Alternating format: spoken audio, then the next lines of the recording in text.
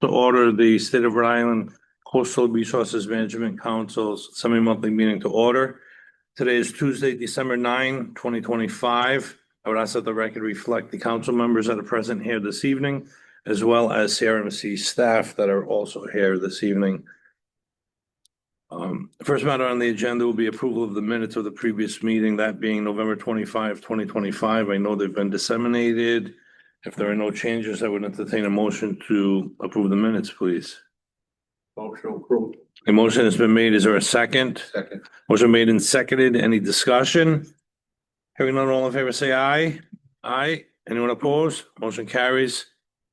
Executive Director Willis, any subcommittee reports? There are no subcommittee reports tonight, Mr. Chair. All right. Any staff reports? I do have a staff report, Mr. Chair. Very briefly, yesterday, I had the pleasure of meeting with the U.S. State Department's International Visitor Leadership Program, where in this particular case, members from delegations from Japan and Korea came to the state to talk about maritime workforce development. So it was a very good meeting. I was able to talk to them about port development, dredging, the CAD cells in particular. They asked questions about, of course, we talked a lot about offshore wind. So that was a very good meeting yesterday, and just want to let you know that we participate in those whenever we're asked to, and we think it's a great opportunity to exchange information. Speaking of offshore wind, we continue, staff does, to meet with the Fishermen's Advisory Board. We had a meeting last week. We'll have another meeting tomorrow. We want to move that project in front of you as soon as possible. You remember that is the cable that's proposed to come up the Sakonnet River and find its way through the town of Portsmouth and then back up into Mount Hope Bay. So we hope to have that to you very soon. And lastly, this will be the only meeting of the full council in December, because we do not meet on the Tuesday, the fourth Tuesday of this month, because it's just too close to the Christmas holiday, and we therefore only have the one meeting. So just a reminder that today is the last day for December for you all. All right. Any questions of Director Willis from the council? Seeing none, I will move on to the formal agenda. Applications which have been out to notice for 30 days and are before the council for review and action. First being 2025-01-022, the Dunes Club. It's an application for proposed maintenance consisting of installing a new fiberglass reinforced sheet pile within 12 inches of the existing concrete footing. The fiberglass reinforced sheet pile will be anchored back by drilling through the existing wall above the footing and installing anchors prior to the installation of the fiberglass reinforced sheet pile. The tie rod on top of the reinforced sheet pile will be encased in reinforced concrete cap. The work is being proposed to eliminate erosion below the wall/footing. An alternative route for public access is proposed while the work is being performed. Work would be scheduled during the winter months. It's located at Plat A, Lot 33, at 137 Boston Neck Road, Narragansett, Rhode Island. And I assume the parties at the table are on this application. We are. Good evening, Mr. Good evening. Chairman, and Director Willis, members of the council, staff. I'm Sean Coffey. I'm the attorney with Darrow and Everett currently, and I'm representing both the Dunes Club and the other property owners. Just for clarity, the seawall repair project is an integrated with three owners who are along Narragansett Beach, but one in a row. Dunes Club to the north, then the Barrys, and then the Healy's as it travels south. I've worked up this plan together, developed this plan together with the assistance of a number of people. But I'll be offering Steve Sterling as my first witness. He's the longtime employee and manager of the Dunes Club. He can speak to the entire project as well, although we can present it in any way, any fashion that you like. But much of his testimony is redundant. We get through the second and third applications, unless you want to somehow consolidate them into one record. Any objections to doing that, consolidating, or how do you want to do it? Mr. Chair, typically we haven't consolidated the votes. While the testimony can be with regard to the three applications, when we take the first application in, the votes would then have to be Right, separate. yeah. And we'd have to introduce each application and vote on that Okay. application. Okay, we can proceed that Can I way. proceed? Yes, Just as an overview, again, as I mentioned, these are three separate applications. Dunes Club is obviously critical to the process, and it is joined by the two adjacent property owners who have subsequent applications as part of this file. And the approach is to essentially meet our obligations under the 1992 assent to maintain this seawall in good repair. You'll note, based on the testimony, you'll hear that more recent storms, 23, 24, the end of 23, beginning of 24, result in scouring of the sand along the seawalls. And that sand, essentially, as it was taken away, once it got beyond the sheet pile, down below beyond the sheet pile, led to settlement behind the wall. And that, essentially, the yards of the Dunes Club and the other two properties would collapse under the wall. So this plan would provide deeper sheet pile running through the footing that would go effectively as far down to bedrock as we can bring it. And there'd be no additional facing to the wall. That was done in 1992. So those repairs were expensive. This is just to try to make the facility again withstand that kind of energy that we're seeing, unfortunately, more often and more intensely. So on that basis, I'd like to just mention that my primary witness is Steve Sterling, a longtime employee and manager of the Dunes Club. He'll provide you a very brief presentation, which will include an overview of the history of the Dunes Club, the impact and response it's had over decades, actually a century or more, significant storms that have come along. And again, the more recent storms that happened 23, 24, end of 23, beginning of 24, and the impact that had on the wall, as I just described to you. We're also going to cite the fact that the Dunes Club has been around for a long time. It's on the list of historic places, created by the Park Service. So it's designated. You'll hear more from Steve. I don't want to repeat his testimony, but in any event, that's the other thing that the Dunes Club, I think, has been known for, and I can almost testify myself since I was a kid, as really being quite open to the public access, being almost invited to public access along the shore, all the way out to the Narrows. Steve will describe that as well. So if I might, I'll cut to the chase and call Steve Sterling, unless he's swear. Mr. Sterling, I'm going to swear you in now. Would you mind raising your right hand?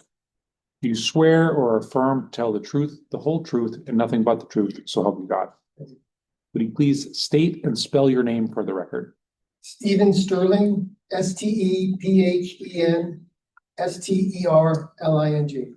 Thank you, Mr. Sterling.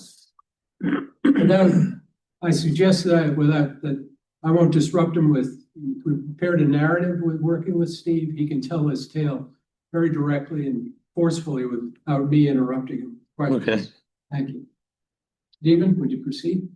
Well, good evening. Thank you for allowing us to be here tonight and to explain our maintenance project that we're going to be proposing. My name is Steve Sterling. I've worked at the club for 45 years, the last 24 as general manager, and I'm joined today by our president, Bill Capos, property committee chair, Mr. Berman, and several other people that have helped us propose this project that we're going to present. So the original club was built right on the beach of Narragansett in 1928, and it enjoyed 10 years of existence until September 21st of 38, when it had the great hurricane hit. During that hurricane, 38, the original clubhouse, cabanas, and bathhouse were all destroyed, and they needed to be rebuilt.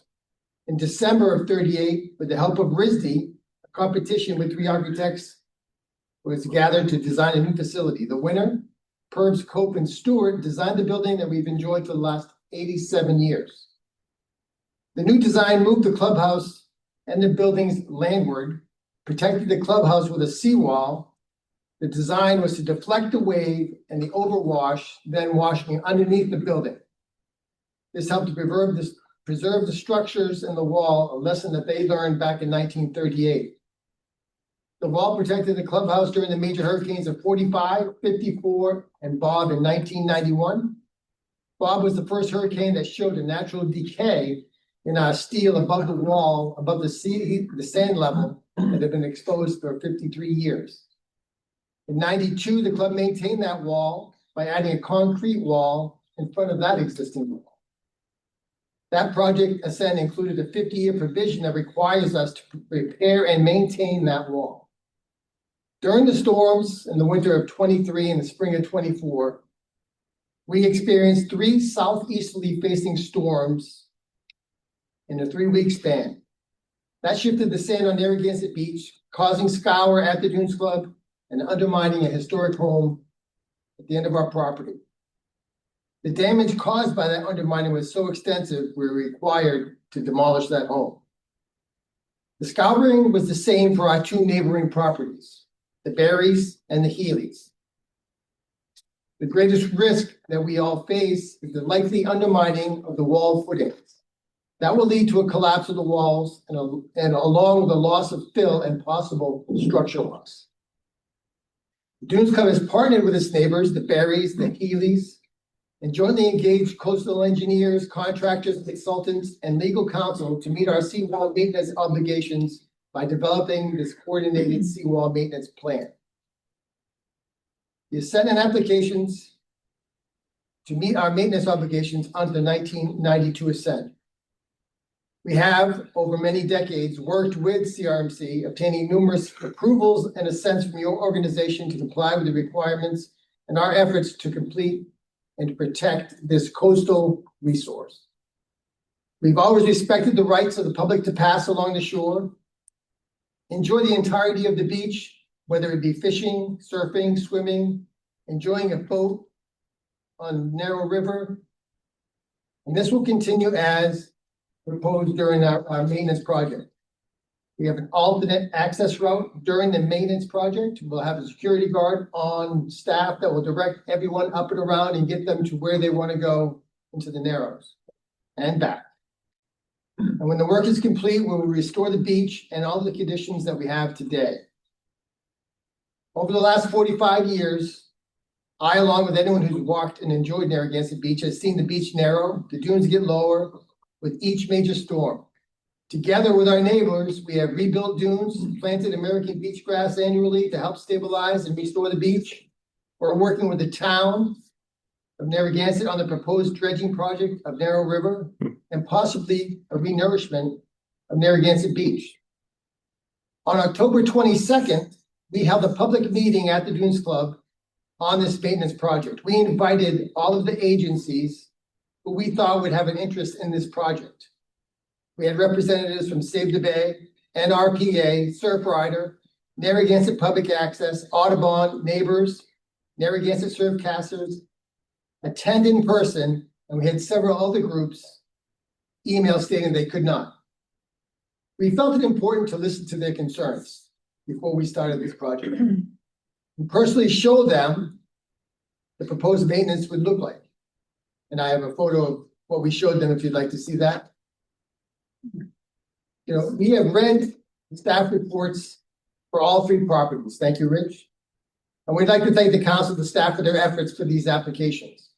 We'd like to note that we have concerns with the response of E1, 3, and 4, which can be addressed at another time, not to impede us tonight.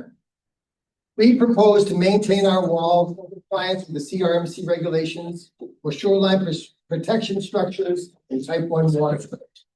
The proposal is at least disruptive and will not be visible post-construction. I have with me tonight the team that developed this proposal, and we'd be happy to answer any questions that you may have. Thank you. Any questions of Mr. Sterling? Good question. Yes. Has the town guaranteed you sand from the beach nourishment, or is it all going to go to the town beach? So that's all under discussion right now between what is public enough in private. So that has not been determined. I know that in the proposal, they would be doing a mechanical dredge if that happens, and they'll be dredging the backside into that body of water that just used to be the flush, but it doesn't flush anymore. So That project would involve dewatering somewhere and before it could be placed. I don't know all those specifics. I could, Okay. Mr. Willis maybe ask. I can, Mr. Chair. Yes, So, Mr. Flynn, the town is working and partnering with the Dunes Club and their property owners and staff to do a dredging of the mouth of the Narrow River. Right now, it's basically like Mr. Stilling said, it's an excavator type project. So it's not a large scale dredging project at this point, and the mechanics are still under review by staff.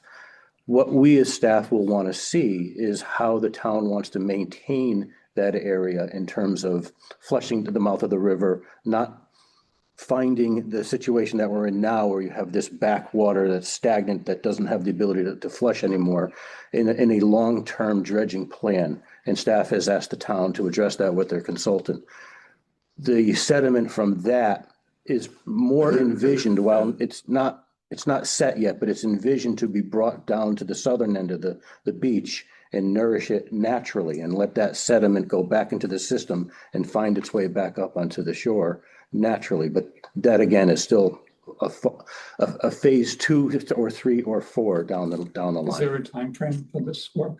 Well, the excavating work is as soon as possible. We had the application now for several months, and we thought maybe the town might be able to pull something off for this fall. It doesn't look like that will happen, so next fall at the earliest.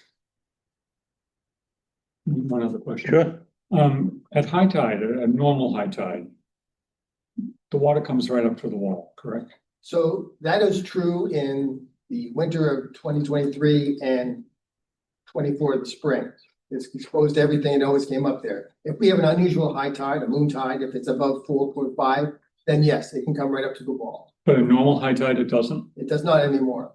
We had the natural nourishment from Mother Nature, you know, after the summer solstice, low wave action, it actually filled in, and we've enjoyed no problem. We've never seen our footing since then. So I was out there like last week, and there's a good 10 feet from the wall to about the high tide line, but I didn't go there today. I mean, things change, there's waves and, it depends on the environment. So on average, how many times a year would you say the water comes right up to the wall? So mostly it's a spring type of an event that will happen. I've noticed over the years where we see in March and April, the most scour on our beach, us and the regular town of Narragansett. The reason I'm asking is that I see you're proposing a walking path behind the houses in your building during construction.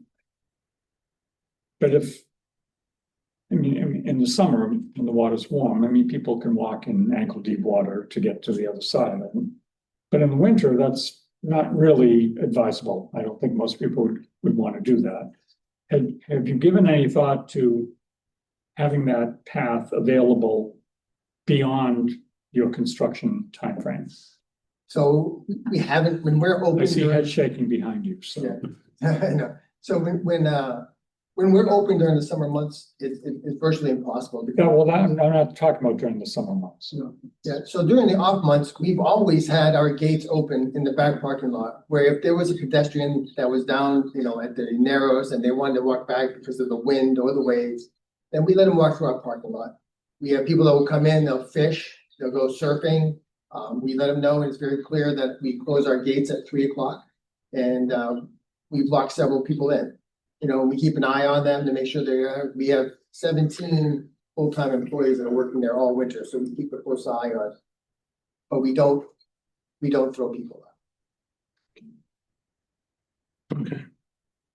I'm gonna hold you, Nick, if you have more, but just hold on a sec, because I jumped right to you when traditionally I would go to our staff. So Rich, no, that was me. I let you go first, and then I realized, wait, I should have had Rich go first, so. A lot of it stuff. Good.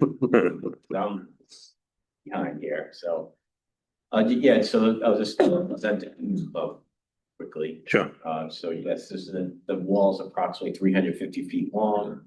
It's composed of a sheet pile wall fronted by a vertical concrete seawall. This project, as they described, is part of two other projects, is the Healy's and Barry. Barry's just to the south, and Healy's a little the next one over to this. As far as the work is concerned, we consider a maintenance activities by the Rhode Island Coastal Resource Management Program. And this has gone through a few iterations, at least one or two, and it's been toned down. Basically, it was a lot larger, robust project. They were going to use these king piles, and they were also going to use circular piles to drive in, where they drive the king piles in those. They're going to grout it to the bedrock, and they were also going to do steel sheet piles. So this, was concerns by staff for lateral access, and also the inconsistencies with the Rhode Island Coastal Resource Management Program. We asked that they limit the project. So they came back with this project, which is an improvement as far as staff is concerned. During and read the reports, public notice, there were some comments from Save the Bay, Surfrider, and Narrow River Preservation Association, and the county. And they had comments about, the erosion rates and future and temporary public access. And we just discussed that, there is potential that they're going to provide some kind of beach nourishment through the dredging process, which would be excellent for everyone. And you can't argue that the erosion does not occur there. Especially if you put it's going to be basically another wall, but it's below grade, mind you. This wall's not going to be above grade, so there's still above grade, above the footing. It's still about 7 feet before you get to the top of the wall. So they didn't end up building a whole new wall in front of it. It's just, like I said, it's below grade. If you can see that on the plans. So the staff looked at it and felt like, failure of this wall is going to really impact public access, and felt like, and opinion is that it's more important to protect this wall from failure. Staff is, we recommend stipulations also. We have 4 stipulations that talk to long-term and temporary public access that we are recommending be put into the assent. Now, they just mentioned that they have concerns about that, so I'm a little concerned myself is that what they don't want to see on there in the assent. Overall, if the stipulations are adhered to and approved, there are no staff objections. Questions of Mr. Lucia from the council? I do have one Yes, question. Ms. Reynolds. In looking at the sections of the wall, how deeply will that be buried? I'm thinking about, what happened on Block Island when things became exposed. And if this does become unburied, what does that look like? I think it's about 2 feet above the existing footing. There's going to be a new concrete cap on top of the footing. It's, again, it depends on the erosion cycle. It could, you might not see it. Right now, you wouldn't see it. If you buried it 2 feet, I don't think you'd end up, I think it's the footing is a little buried right now. In the spring, you would see I've personal experiences. I've been there and I've seen the footings are exposed. Thank you. Any other questions from the council? All right, Attorney Coffey, please proceed. Thank you, Stephen. We, a number of other witnesses are also here. I don't intend to call them unless you have specific questions that might address it. But Danny Goulet, I think he was very instrumental in helping us pull together this project and this particular alternative. we pursued in these Mhm. applications. In addition, we have Todd Turcott from Par Engineering, who's been involved in the design work, and also Matt Melchior from Reagan Marine, who ultimately ended up doing the job on the beach during that period. So in any event, I can address some of the issues that Rich raised with respect to the conditions, and I think I've got the numbers right. I'm just checking again. E1 is the issue with respect to 1 foot.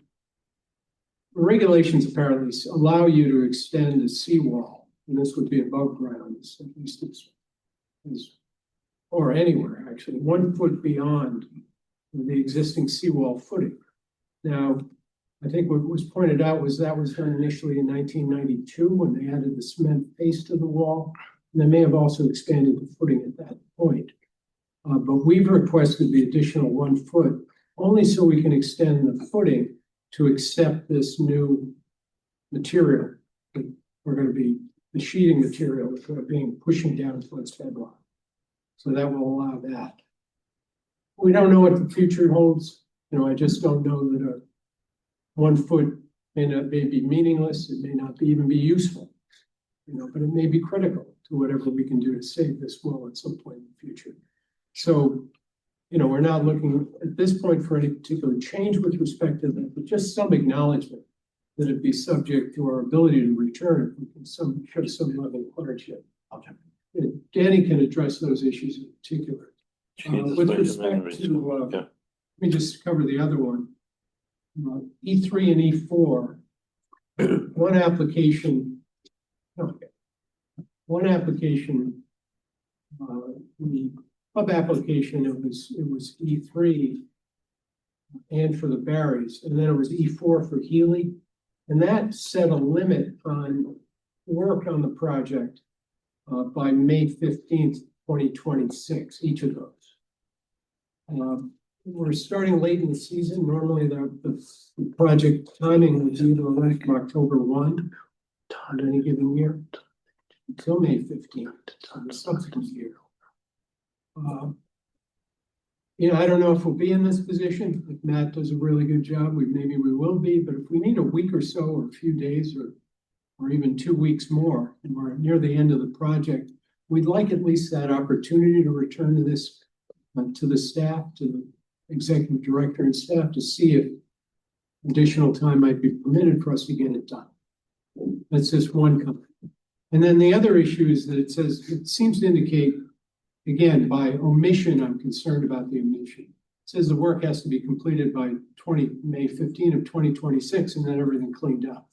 And if it isn't, it's got to be kind of restored. This is a 3-year ascent, I believe. I just want, if we do need to go an extra year to complete the additional work, if it's large, expansive area that still needs work, we'd like to be able to come back in 27 as well. Those are the two issues, but let me turn it over to Dan. One second, you have a question, Doctor? I have a question. I know we discussed public right to in access to the shoreline here. Mhm. So if you want to go past May 15th, what's the club going to do to allow for public access during that time? We have the same access. Same access arrangements that we've discussed. We typically. Mr. Goulet, thank you. So I'll swear you in. Mr. Goulet, do you swear or affirm to tell the truth, the whole truth, and nothing but the truth? So help me God. Yes, I do. And would you please state and spell your name for the record? Danny Goulet, DANNIGOUD.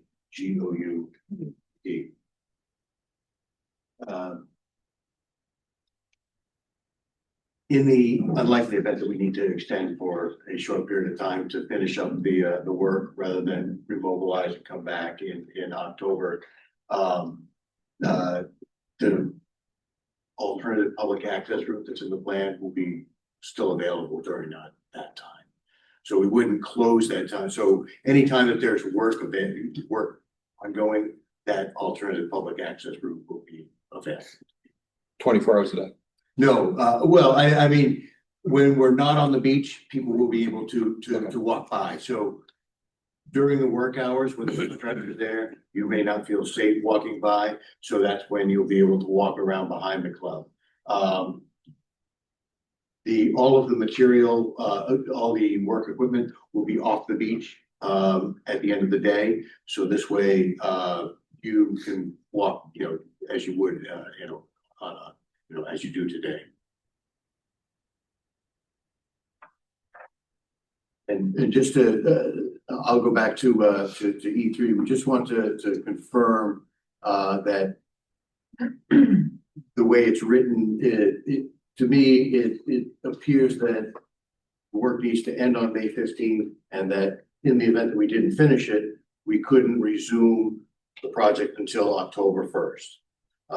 If we were unable to finish this season. And We understand teaching that clarity. you could go back and start work October 1st. Correct, and we just wanted that clarification, in addition to being able to come back. It's a 3-year sentence. Yeah, no problem. And we assumed that was the case, but it was just, it was worded where you could read it either way. And then for E1, we just wanted to have it on the record stating that, it says, this stipulation has, a limitation of no further seaward expansion. That's not in the red book for maintenance walls, so concerned that that's there. And also too, we don't know in the future, having that limitation that's contrary to the red book, we're concerned that will limit some of our repair alternatives. Obviously, that requires repair that keep it in good condition. However, we don't want to, we want to have this noted for the record at this point, that it's a concern for us. It may not be an issue, but we want to have it on the record, that we have concerns that it doesn't meet that, it's not in conformance with the red book, and it might limit our required. Thank you. Oh, I'm sorry. No, they, Okay. I have a follow-up. Are you asking the council to remove the condition? No. So if this. Well, if you would, yes, that would be great, but no, we're not at it. We're just having it, we'd like it noted on in the record to show that we have a concern about that stipulation. To say that a 1-foot seaward expansion is a one-time allowance. Does that prohibit you from coming back? It limits some of our potential alternatives for repair in the future. Like, for example, this repair, we're going, the repair we're doing now is the minimum necessary, and it's 1 foot in front. In the future, we don't know what sort of failure, sea level rise is difficult to predict. So Nobody knows. nobody knows. So that's why we're concerned that having this limitation, which is contrary to the red book, might limit some of the alternatives for maintaining them. Well, and now I'm confused. If this passes with that restriction, does it limit their ability to come back? To get rid of that restriction? No, it does not. Okay. It says under this is so it Okay. would limit. 3 years. Oh, okay.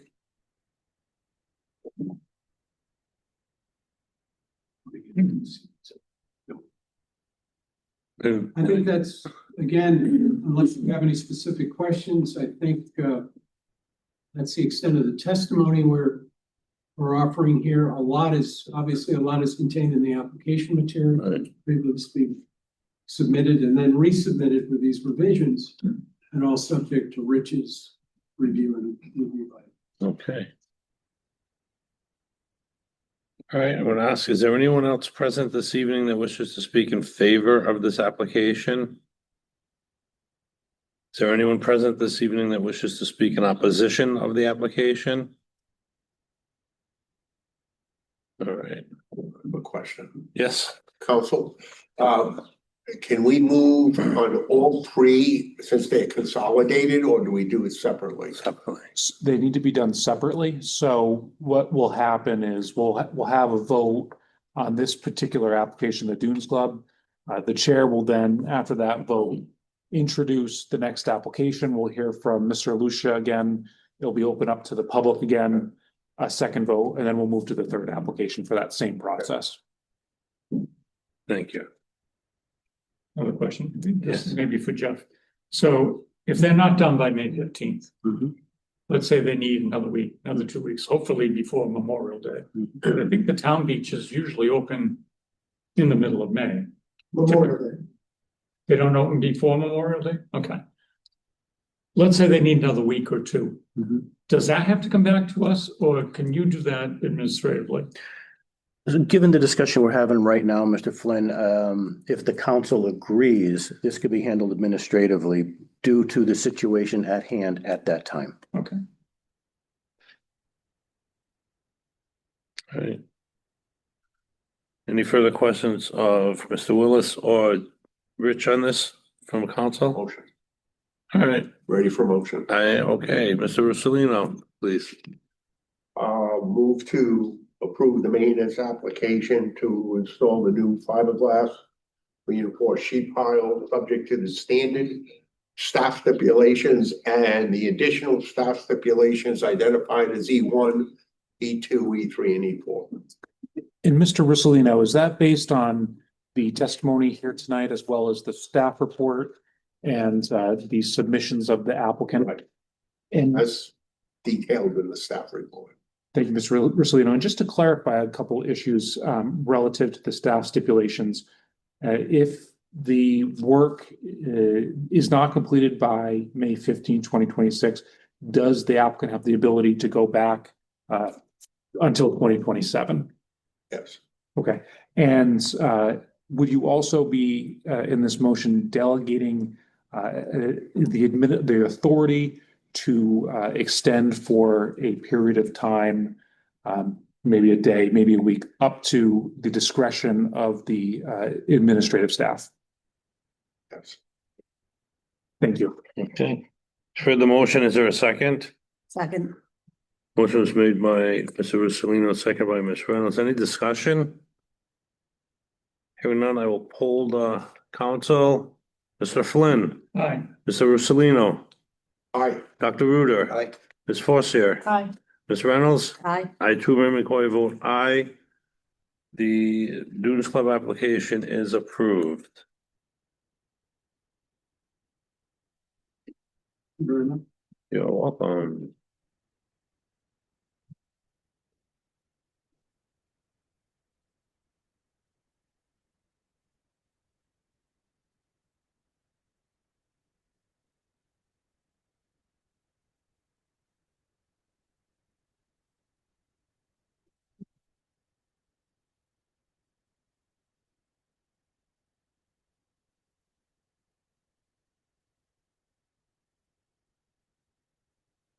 Next application is out of John Francis and Daria Becker, Barry Revocable Trust. It is 2025-01-058. Proposed maintenance consisting of installing a new fiberglass reinforced sheet pile, FRP, within 12 inches of the existing footing at the straight section of a concrete wall. The FRP will be anchored back by drilling through the existing wall above the footing and installing anchors prior to installation of the FRP. The tie rod and top of the FRP will be encased in reinforced concrete cap. In the area of curved section of the wall, the existing cap will be cut back to allow the FRP to be installed within 12 inches of the existing sheeting. A replacement cap will be installed to encapsulate the top of the sheet. An alternative route for public access is proposed while the work is being performed. The work would be scheduled during the winter months. It's located at Plat A, Lot 34, 131, Boston Neck Road, Narragansett, Rhode Island. Rich, please. Chair, this is the property just to the south of the Dunes Club. The work is very similar to Dunes Club's property projects, except for there's a bowed wall at page 7. The agenda, and you'll see the bowed section. That is just a pile wall. The project plan is to just drive sheet piles in front of that. Whereas the other concrete walls, which are the straight sections, they are going to do the same thing as the Dunes Club. Again, this project will be done at the same time as the Dunes Club in Ely. And if it's approved, and the same thing to apply, it was considered a maintenance project, and they came in at one time with a more robust project, and they reduced the impacts public access by performing coming up with these set of plans. There are no staff projections as before as long as the recommended stipulations are approved and adhered to. Any questions of Rich from the council? Attorney Coffey, anything to add? No, Mr. Well, just one of the same Wait, concerns. I'd like to, first of all, I'd like to, just ask that Mr. Sterling's testimony be adopted for purposes of this application as well. And again, the issues that I've raised before with respect to E1, E3, I think it's E3 on this one, E3 on this one. I reiterate those as well with respect to allowing us to return to CRMC staff. We either A, need additional time beyond the 15th of 2026, short period of time, or subsequently with respect to the 1 foot if there are no other reasonable solutions available. Okay. Any questions of Attorney Coffey from the council? Or Mr. Sterling on this particular application from the council? Or Mr. Goulet? Okay, is there anyone else present this evening that wishes to speak in favor of the application? Is there anyone present this evening that wishes to speak in opposition of the application? Anything to add, Rich? No. Okay. Is the council ready for a motion? Make a motion. to Mr. Russolino. Application to install the fiberglass reinforced sheet pile, subject to the standard staff stipulations as well as the specific staff stipulations detailed in the staff report, identified and marked as E1, E2, E3, and E4. And Mr. Russolino, is that motion based on the testimony that was here tonight, including the testimony from the prior application? Yes. And again, going through the stipulations, does the motion include a delegation to the administrative officer to allow additional time to complete work beyond the May 15th date if necessary? Yes. And this is stipulations are based on the 3-year consent period. Okay, thank you. Thank you. Is there a second? It was seconded by Mr. Flynn and Dr. Bruder. Yeah. Are they here? Motion has been made and seconded. Any discussion? Hearing none, I'll poll the council. Mr. Flynn? Aye. Mr. Russolino? Aye. Dr. Bruder? Aye. Ms. Forcier? Aye. Ms. Reynolds? Aye. I too, Raymond Coy, vote aye. That application is approved. Thank you. You're welcome.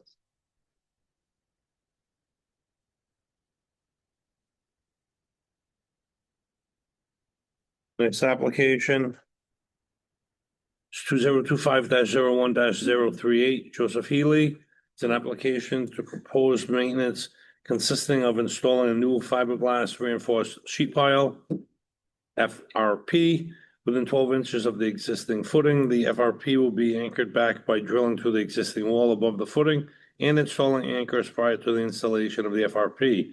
The tie rod and top of the FRP will be encased in reinforced concrete cap.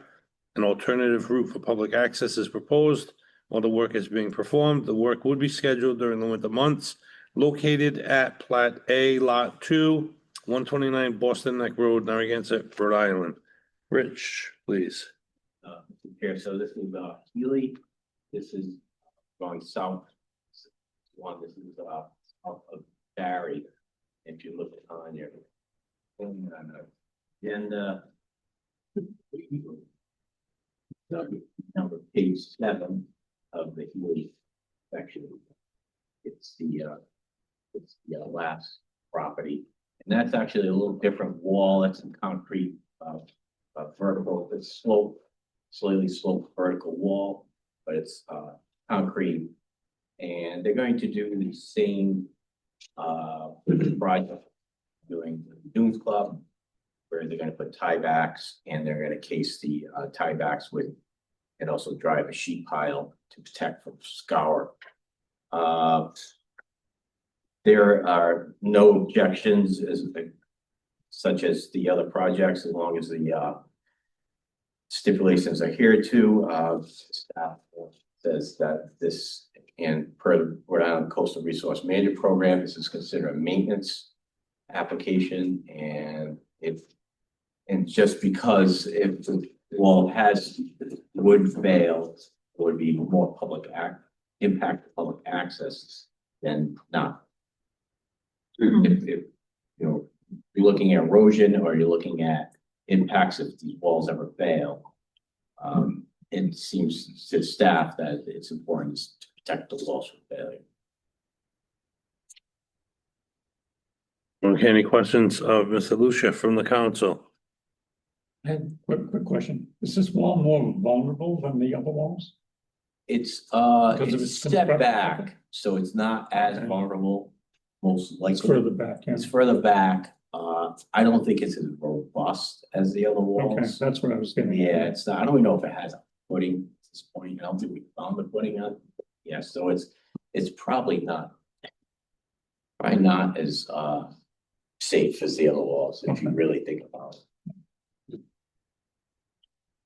Okay, any anything with that? Again, if I might, I'd just like to reincorporate the earlier testimony during the Dunes Club application, and also the Barry application with respect to this application as well. Again, these projects are integrated, at least that's where we're approaching it with this repair, this work. And, the soundness of one is really protection for the others. And that's really with respect to the Dunes Club. These other two walls fail, including this one, real trouble. So other than that, I'd ask you. Okay, any questions from the council of the applicant or any of the witnesses? You don't have to answer this question, but I'm just curious. What is this costing? You know? Is it a ballpark? A lot. A lot. 6 figures? Yeah. 7? No. Okay. Just curious. Why do you want to? Again, only one other note. We're taking donations now. It's a basket. Good luck on that. I just want to, with respect to this one, I may have failed to do this. I want to reiterate my arguments with respect to those particular stipulations that we mentioned, E1. And then I think in this case, E4, Mr. Healy. As long as we're off record and not. We're not off record, so you Not can transcribe.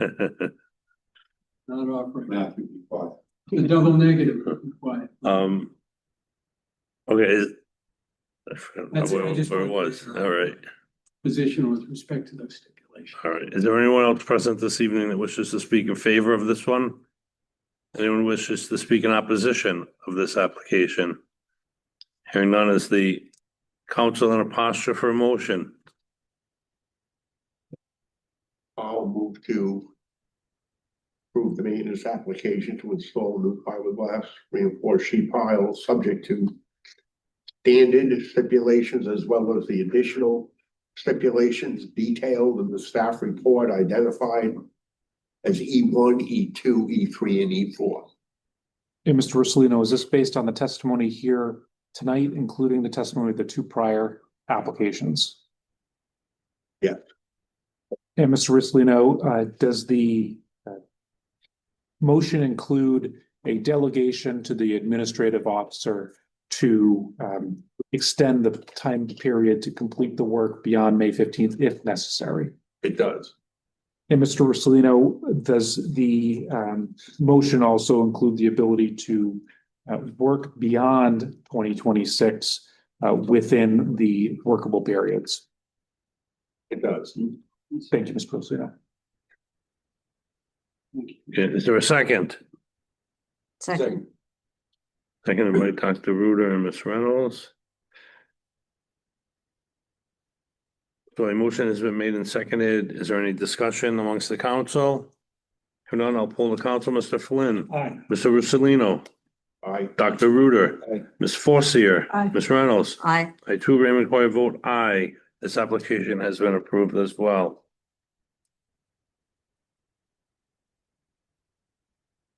Director Willis, I don't see any other applications. Anything else that come before the council? There are not, Mr. Chair. All right, with that, I would entertain a motion to adjourn. So moved. Motion made and seconded. Any discussion? All in favor, say aye. Anyone opposed? Motion carries.